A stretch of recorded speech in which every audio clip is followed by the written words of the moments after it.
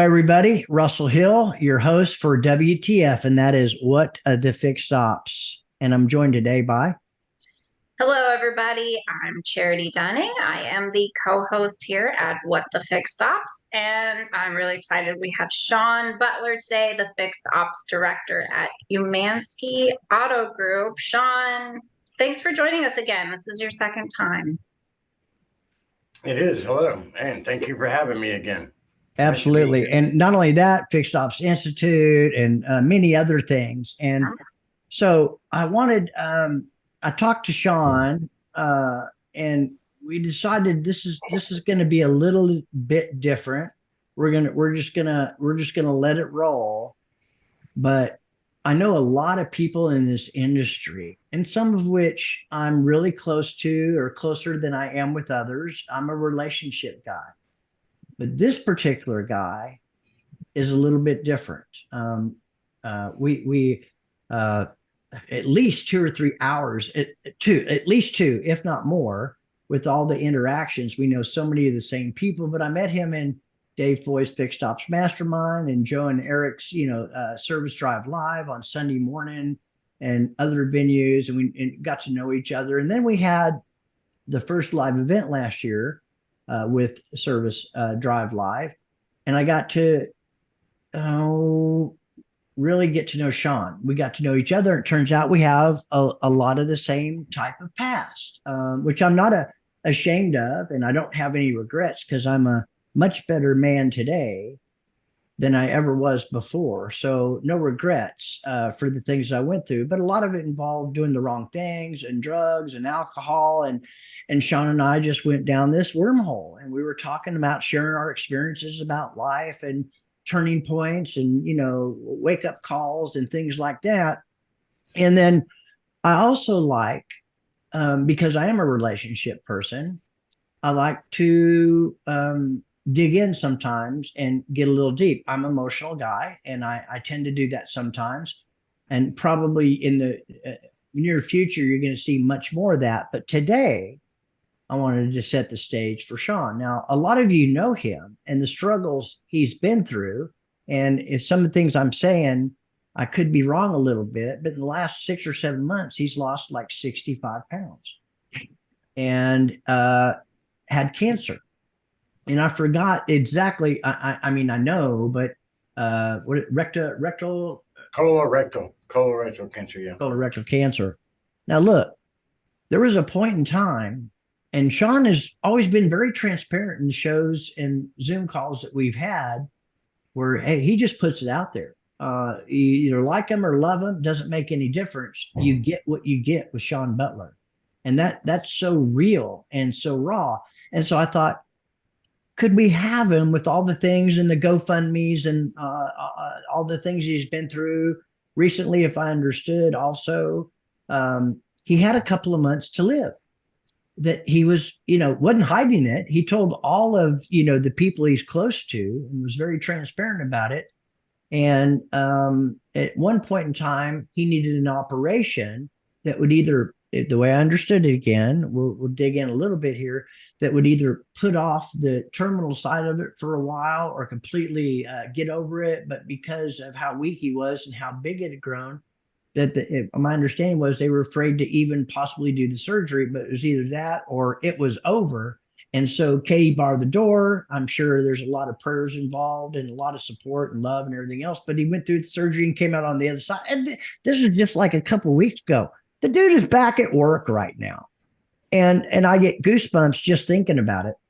I really do, because I just get down goosebumps, because I don't know what it's like to have cancer, but I've known some people really close to me, like in the last week and a half, that have passed away from cancer. And when we get involved in planes and trains and automobiles and all the trials and tribulations that happen during the course of the day, and it's like you get this notification and you don't understand why your body's been doing what it is. And next thing you know, you're just losing weight and losing weight and losing weight. And you go to the doctor and you get this prognosis of cancer, terminal cancer. I'll tell you what, it got me really emotional. because I really have a lot of respect and admiration and love for this guy. I know a lot of you out there do as well. And so Shawn agreed to come on. So this isn't about anything other than what's real. Not all the superficial stuff. And we've all had moments, hopefully, if you haven't, you will, where you have these wake up calls or these things that are right in your face and your whole life is disrupted. Shawn, fill us in on the events in your life and your health recently. Would you mind? Yeah, so I mean, briefly, as I've told everybody, I started having some health issues back first part of the year, first quarter of the year, and they progressively got worse. And I just started losing a bunch of weight because what had happened, I had the blockage that was growing inside of me. Turned out it was a tumor that was growing inside in my rectum area. And you have three bands in your rectum that control the muscle movements and everything. And by the time that the pain finally got so bad that I went to the doctor, this tumor had grown to be the size of a tennis ball and was across all three bands of my rectum. So basically, I had 90 to 100% blockage of my intestines. So because it was so painful to use the bathroom, I had to use laxatives and all these other things. My mind, I mentally trained myself not to eat, basically, and was living off of protein shakes and smoothies, but that doesn't keep weight on you. That No. just helps keep some nutrition in you. So what happened, it just went on and on and on. And then by the time that I finally got so bad that I couldn't hide the pain anymore, we went to the ER. That was in early June. Um, I really, I dropped the ball on it, right? I mean, I should have went back in February or March when the first signs hit, and we'd be much further along. And it might not have been such, it would have been a bad prognosis. The only reason that right now, this second that we're talking, that it's not considered terminal is A, is because I'm still alive. B, I've had this colostomy surgery a couple of weeks ago that you spoke of to bypass the tumor to allow me to eat regular foods and the past stuff. So I have to untrain myself, right? So I untrain myself to eat. I have these pain tolerance levels that'll probably would kill most people. I mean, I can function on what most people would call a 10 or a 12 on a pain meter. To me, that's a 5 or a 6, Right. just because of, how my body operates. And so that operated against me in this particular situation of being able to tolerate pain and stuff like that. So basically, having this surgery put off the word months to live. Um, they basically told me in no uncertain way, shape, or form right before I was getting ready to start my third chemo treatment, they got with the surgeon and they said, Shawn, at your weight level, your nutritional level is not strong enough to withstand the kind of chemo we're giving you. The kind of chemo they're giving me is so caustic that they only do it by a port that straight drips into your aortic valve. And basically, if it gets on skin tissues or surfaces, it'll kill it. It gets harmful to pets and children, even your spouse. You can't use the same bathrooms while you're on this chemo and stuff like that. It's I really have to isolate why I use it because it's really bad. And they said that you can't meet the physical demands of the cancer and the chemo together. And so basically, if you don't do the surgery, it's going to go very quickly. That was her terms, the surgeons. It's not going to take long. She used phrases like that, basically telling me I was going to die pretty quick if I Yeah. didn't have the surgery and start eating and put on weight. So now we're at the point of I've got an alarm set literally 3 times a day to remind me to eat because I'm making myself eat something, whether it's a big meal, a small meal, a couple of snacks, just mentally untraining that habit, right? Trying to train it the other way is where I'm at. And from Monday to Friday of this week, I gained like 1.2 pounds. Doesn't sound like much, but when you've done nothing but lost weight for 4 or 5 months, Yeah. that's a step. Yeah. I remember you at the first part of the year when you were starting to lose weight. And, I got to tell you, you still show up, you still come on the shows, you still offer your advice and opinions. And I know that I feel pretty confident that seeing the level of people that show up for you recently has got to be just a wonderful thing, knowing that you're not alone. And I want to see if I can, and you don't have to talk about anything, but when you found out that you had this cancer, I'm sure your wife was with you. She probably encouraged you for 2 or 3 months, before, and you said, no, I'll figure it out, or whatever the case may be. Hmm. When you got that prognosis, was there a moment of silence, or was there something that happened where you guys just looked at each other and it's like, or, not me, God? Or, I mean, is there anything Um, like that that you would be able to I share? would say yes. You have that moment when you're like, for me, it was really just a confirmation of what I already knew. When the prognosis came across. Um, for my wife, I think her being in the medical field for 30 plus years, Yeah. she had all these different scenarios worked up in her head, with cancer being the last one on the list. You know, so all of that hope and when it got kind of sucked out of the sales that day, right? And so, we looked at each other, and I just looked right at the doctor when he came in, and I said, "So what you're telling me is I have cancer?" And he was like, "Yeah." I was like, "So what kind of cancer?" And he was like, "Well, that's I'm an ER doctor. I can just tell you got a mass there, and after consulting with the oncologist, that we're 99% sure that you definitely have some aggressive cancer going on." And that's the thing. This cancer I have is very aggressive. It starts within the actual glands of different organs or muscles, and basically just starts building itself up and then erupts. Is the way it works. And once it erupts, it goes crazy. It's very super aggressive. They wouldn't even hazard a guess on the timeline on my tumor, because they said, Shawn, it could have grown that way in 6 months, or it could have been 2 years because of this kind of cancer. We'd hate to put a timeline on it. You know, something could have triggered it and it just went nuts, or it could have been slowly building.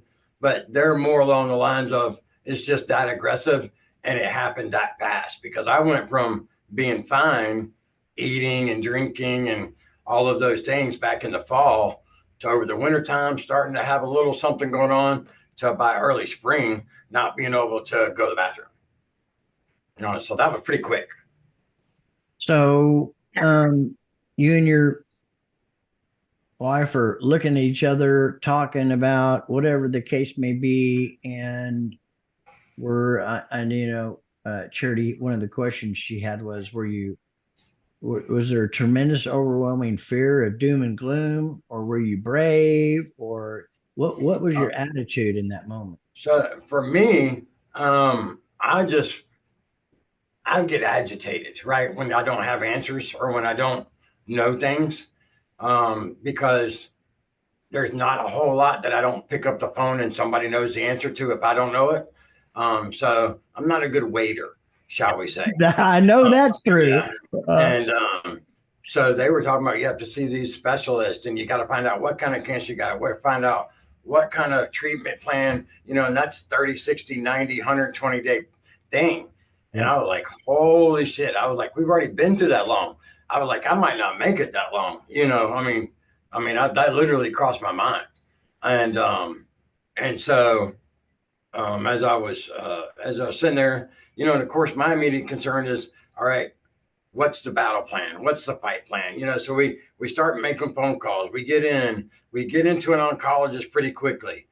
Instead of a month, it's a week. And this oncologist takes a keen interest in the case because it's unusual. A, because of the size of the tumor associated with where it's at and the kind of cancer it is, and B, with the rapidness that all of this occurred. So he takes an interest in it, and he's like, oh no, we got to get going on this right away. This guy doesn't have weeks or months to figure it out. I mean, he was like, we're going to start chemo right away and then we'll figure it out. I mean, so this kind of Dr. Patel, Kevin Patel at the Allen Pearson Cancer Center, I give him props for moving things along that would normally take 60, 90, 120 days. From the day I got diagnosed with having some type of cancer to the day I Sure. started chemo was 7 weeks. He got the ball rolling in That's seven pretty weeks. fast. Yeah. That's incredibly So fast. yeah. So I mean, so basically that's the ball rolling. The first step one is to shrink the tumor. And now step one is eat food and gain some weight. Step one has changed. You know, now step two is restart chemo next week and begin attacking the tumor again. It's like kind of like starting all over because it's 5 weeks in between treatments. So to me, it feels like starting all over again. Anyway, so it's but yeah, as far as moment of life or death with my wife, yeah, she had that moment later away from me, right? She didn't want me to see how upset she is because she's a nurse and she's a cancer survivor, and she knows just from the associated names, like all cancers have little tag names in them that kind of differentiate, are they fast growing, are they aggressive, different things. Sure. And she knew by the name that he mentioned that it was a very aggressive cancer. So she already was, very fearful and doubting right out of the gate. And, in a talk further down the road with her, it was, why me, God? I went through uh, raising two kids mostly alone until we got together when they were young teenagers. And I survived cancer. I survived a really bad marriage. And, it took 40 years to find the perfect husband for me. Not that I'm perfect, but she said for her, as far as how everything went. And, Well, how you also kicked cocaine addiction as well. Oh yeah. I went through all that. That's part of my part. I'm talking about her. Oh, gotcha. Okay. When she was talking about things that all these things she's gone through, and deficiencies in her life, and then to have to sit around and now, so to speak, the rug being pulled out from under her, because now she has a comfortable life and she doesn't have to worry about is there milk in the refrigerator, or does her car have gas in it, like she did for all of these years. She had just taken a medical retirement because of multiple back surgeries in March. So now how does this affect her retirement? All of these things start, I can totally understand her why me, question that she wouldn't ask me because it wasn't me that did it, but that was her biggest thing. And with me, I really never thought about dying. I haven't really thought about dying because until I get to where I can see the ghost coming for me, I won't consider myself dying. I'll be in the fight. You know, uh, by the time that I say I'm going to die, it'll be whoever's standing at my bedside will hear that.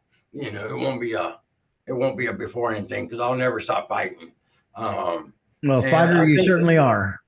yeah, I mean, and basically they've given, the doctors won't put a number on it, but if you Google it, it says you have a 32 to 43% chance, or 33 to 42% chance of living 1 year after diagnosis with the kind of cancer I got. I'm being You alive. shouldn't look So, at Google, Sean. You shouldn't oh yeah, trust yeah, no. I mean, those numbers. I'm not dwelling on that. But my wife knew those numbers. Then when we're Yeah. talking about, Well, that doesn't help. how it affects your home life and your thinking and everything. For me, it's 100% full speed ahead. You know, stop by for gas it up and change four tires every now and then and keep going. Uh, so until the motor blows, that's just to be the way it goes. Is that why you think you're still working and Oh yeah, living? yeah. The doctors and the nurses and everything, they're all like, most people in your condition would be like hospitalized or sitting at home on nutrients or whatever they do. And I was like, well, that would be more of a death sentence for me having to sit still. You know, I'm not good at sitting around the house. Just in the week that I was home for recovery from the surgery, I got a surgery on a Friday, and then by the following Saturday, I actually changed out a couple light fixtures and did some painting around the house. I was just bored. So, Oh, you're a tough guy, Shawn. Yeah. I mean, I got out of So hospital on that Monday. Yeah. at some point in time, you let your children know.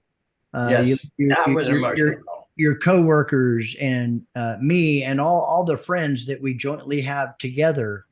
What now?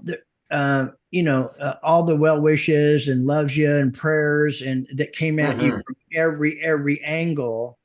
Um, and then the moment you shared it with your children,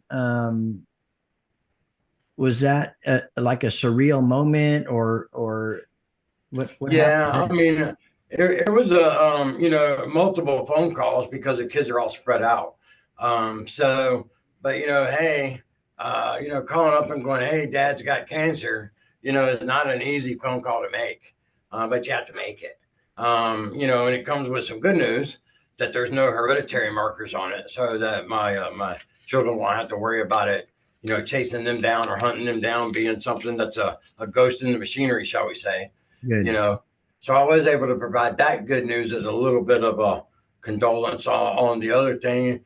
And my kids freak out. Lily, she's seen it happening, so she knows something's wrong, something's going on.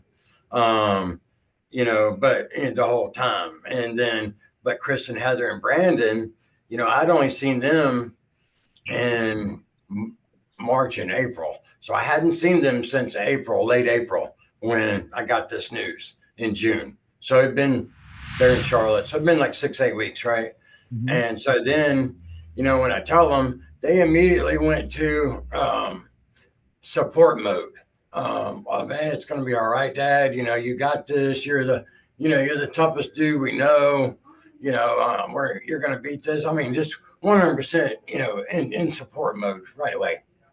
I'm sure they had their moments after we got off the phone or whatever. But yeah, I was really proud of them the way they just switched modes. Yeah, well, they were obviously very proud of you and very supportive of you, and you had a marked impact in their life in a lot of different ways, in their mother's life, and I, I, I, I, I, I couldn't imagine. Well, I had a son down there near you in Austin, who was working remotely doing computer software programming, and he was going to move back at the first of the year. He moved back within a couple of weeks to be closer to during the chemo treatments to come up and just hang out and help run the house. Be here next weekend, and he's already come up a couple times. And then Brandon, he's in the military. He's got a really good military career. He's a really successful nuclear engineer, and he just graduated a 2-year program and in the top 5 in his class. So yeah, that was pretty You're good. proud of him, man. Yeah, and so now he moves into a chemistry program. So he's going to be a 1%er of the 1%ers in the nuclear engineering. So he'll actually be a chemist in the nuclear engineering. So pretty Wow. amazing stuff. Yeah. I got one daughter, Taylor. She's successful in the insurance industry, and Heather's a radiologist, and Ryan's a manager for Abbott Laboratories, and Chris does he's a Marine and does his nuclear. I mean his computer stuff. So, and then Lily, she's just little. She's precocious, very smart, very pretty. A lot of things going on. Yeah, you too. So yeah, I'm very blessed when it comes to the kids. Yeah. You can tell it sounds like it. Yeah, it's it kind of makes you with the few instances I had with people real close to me, it makes me pause and sometimes, being on the other end, like your kids love and support you, don't really know what to say. I mean, you don't say, I mean, it's like you need, everybody needs time to process. Yeah, well, I mean, I've been so blessed with everybody that has reached out because we told the kids, we told the family, um, and then my wife's like, well, you got to put something out there on Facebook, on LinkedIn, because a lot of people have been asking. They know something's wrong with you. So that'll just be the quickest way to let everybody know. And then the outpouring of love and support has just been unbelievable. I mean, there's not a day goes by when I don't get fresh messages, whether it's on LinkedIn or whether it's on Facebook Messenger or my emails, my text messaging, I mean, just it's incredible. That mental health check in, you see how I'm doing, and financially, it's a big drain. Yeah. No matter whether you make a lot of money or make a little money, you have good insurance, you have bad insurance. Trust me, there's no preparation short of about winning the lottery that can prepare you for the tsunami of medical bills that go up and above and around your insurances at every angles. And still, I'm sure still going on. I Oh know yeah. Oh you no. had a lot of support from Ted Ings and the Roundtable and Yeah. SDF. Yeah. Ted's been really, really great. He jumped on right away, and he donated his domain fixedopscares.org to go right to for financial support, Wow. and he's made a couple big donations themselves. I can't thank him enough for actually really putting it out there on a public, on the airwaves, so to speak, because he has Yeah. such a big reach. Yeah, he does. And he calls and checks on me all the time, texts me every other day. So he's a good friend. He's been a really good friend through all of this, and I can't say enough good things about him as far as what he's done for my family. He calls and Good. checks. He talks to Robin separately, checks on her. You know, so I mean, I got nothing but good things to say there. Ted, thank you for what you do for our community and for our struggling men and women out there that have things come up in their life. Your organization has been huge with donations and in-kind support and things like that. So shout out to you, Ted, for all you do. Thank you. Okay, Yeah, and I'm absolutely. going to say the website again, which is fixedopscares.com. We'll put it across the Dot screen org. if you're watching. Oh, It's .org. fixedopscares.org. Yeah. We'll put it across the screen for you, Shawn. Yeah. Thank you. Sure. Do you have a question? I'm kind of going through some of these. Well, tell us, Shawn, how do you think you've remained positive through this experience? I'm just a really positive person. I know that kind of sounds, That's true. uh, Yeah. that kind of sounds like, oh well, so everybody says that, but no, I really am.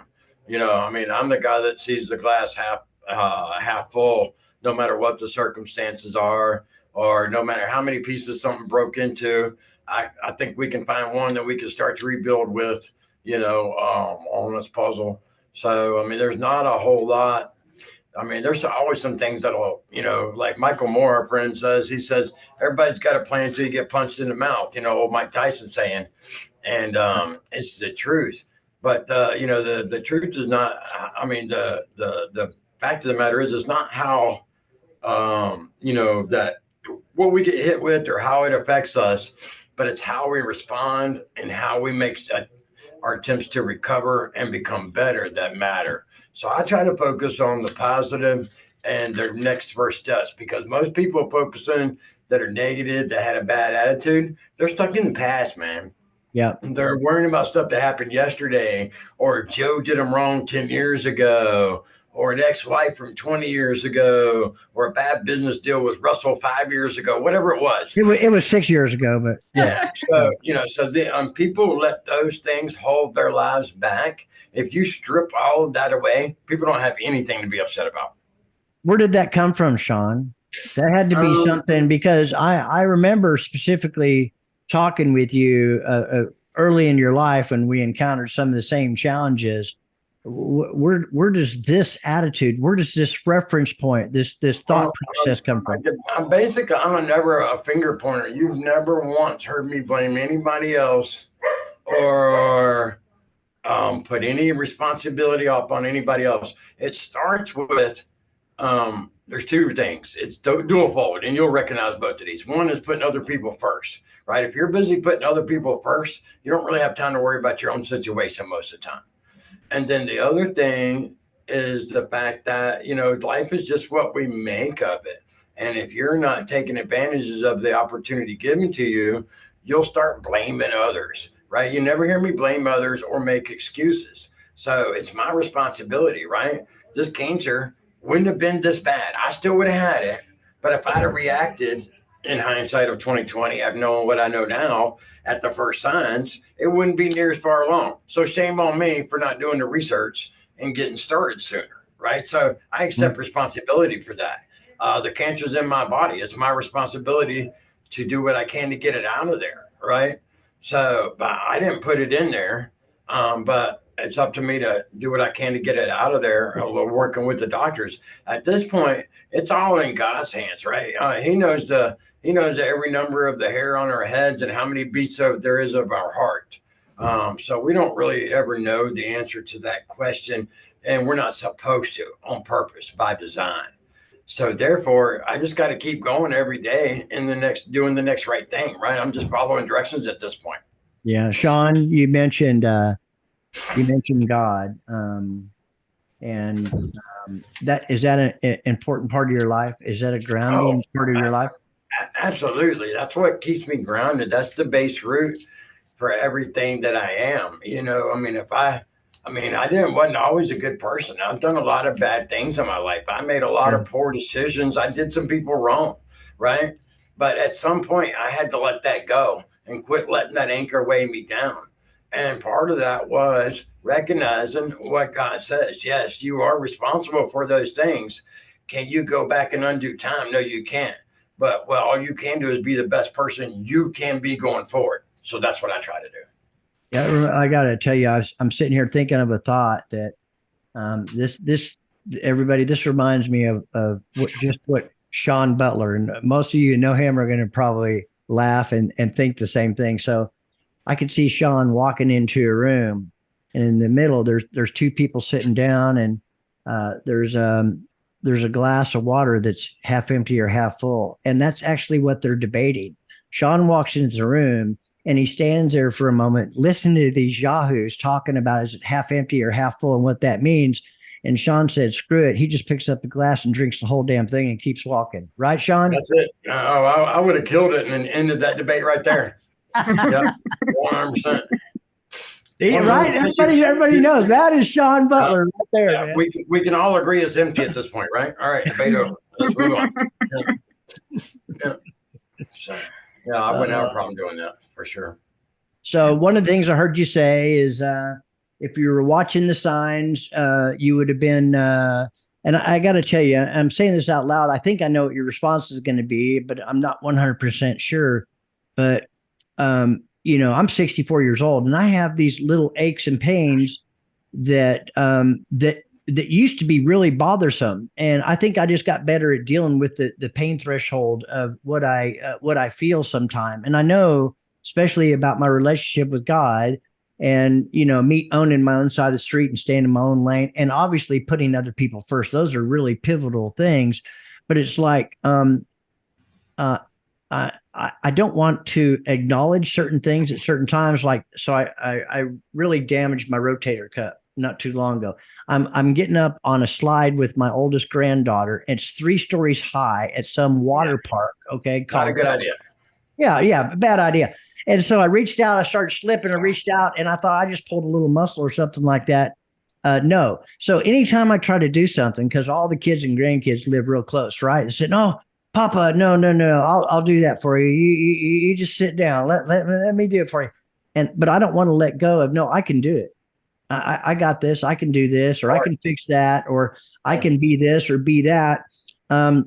Now there's certain things going on right now because of the things that I've watched you go through that I'm actually, I got the paperwork right here, so I can go in and get a few things checked out because, I know something's not right. I just don't know what it is. And I keep putting it off and putting it off and putting it off. And because of you, I'm not putting it off. That's great. That's good. I've said all along that if I could change just one life or save one family from going through this experience by making my fight public and my missteps of not listening and not being proactive. If it's just one person, then if it says one family down the road, then no matter what my outcome is, then all of this will be worth it. Absolutely. I also want to reflect back on an early thought I had during the SDL before the first live event, as I was getting to know everybody, and how pre-pandemic, which is where I met Shawn and all these amazing people. And I'm not a fixed guy. Yeah, I got a company that caters towards fixed operations, but I never used that forum as a pitch. Okay. I wanted to learn and absorb as much as possible. And Shawn and many others took me under their wings and kind of accepted me as kind of a family. And you think I'm kidding? Okay. Being a variable guy on the sales side, fixed people, they're a little bit different breed. It takes time. It takes some time. And if you keep showing up and showing up and showing up and you're not pitching something, then they accept you into that fold. And when they do, it's an amazing established friendship and camaraderie that I never felt on the variable side. Okay. And so Shawn, one day early on, very early on in SDL, had shared about his addiction and the things that he was involved with back then. And it was very eye-opening for me that he was that transparent. And a lot of people in that room are, but that was extremely transparent. And it gave a lot of other people belief, particularly early on, because of the experience that he has. Hey, if I can overcome that shit, you can too. Because now you're a fixed ops director in a Umansky Automotive Group, overseeing an Acura, Mazda, and a Honda store quite successfully too. So thank you for sharing that, because some people need to hear that kind of stuff. They need to understand that they're not unique. That we all have shared experiences like that. And when you know other people have too, which is one of the purposes of this, don't wait, which is why I'm not. And that would be one of your messages, I'm sure. It Go is. checked out. Yeah, not waiting and being proactive is to, and as far as, with the medical stuff, when you go back to what you're talking about with addictions and being a criminal and all of these things, after some time had passed and I finally came to grip with I got sick of myself, as they say, and finally got a grip on everything. Yeah, I shared that whole experience because I didn't want somebody else, if I could help, to go through it.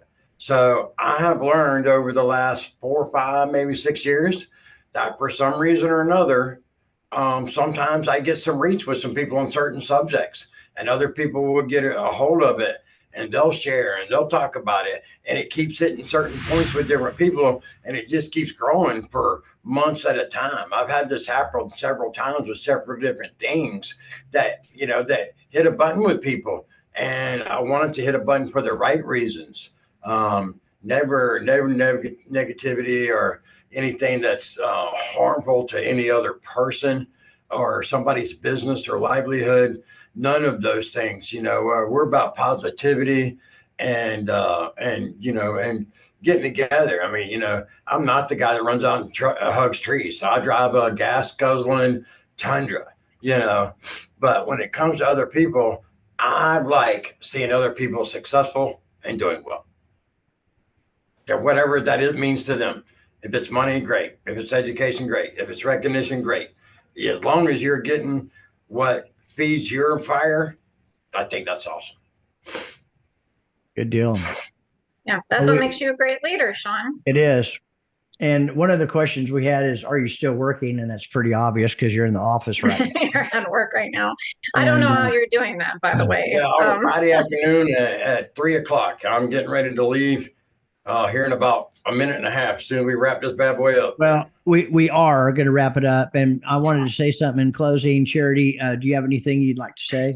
Yeah, I just want to tell everybody the website again. It's really incredibly helpful, and it's a good way to support Shawn. It's fixedopscares.org. And again, I'll share that with this, Shawn. Yeah, and thank you so much, Shawn, for your time, for your experience, for being vulnerable. And this is going to air at the end of October. And Charity wrote this here. Is there anything that you'd say then that you haven't said now? Yeah. In case something goes sideways, and I'm not here. I just want my wife and my kids and everybody to know I love them very much, and thanks everybody for their support leading up to this. Shawn. Thank you so much, Shawn. Yeah, thank you. The lives that you impacted, my life, Charity's life. You just met Patrick. I know this is going to be an amazing for him, and all the love and support out there. Everybody continue to prayers and love and support for Shawn and his family, and because you've touched so many people in so many amazing ways, and we're a few of those people. So thank you very much for coming on today, and thanks everybody. Be sure and tune in and like and love and share and reach out to Shawn and give and support and encourage, because that's the community that we're in. So thank you all for another WTF. We appreciate it. Love you, Thank Shawn. you, Shawn. Thank you.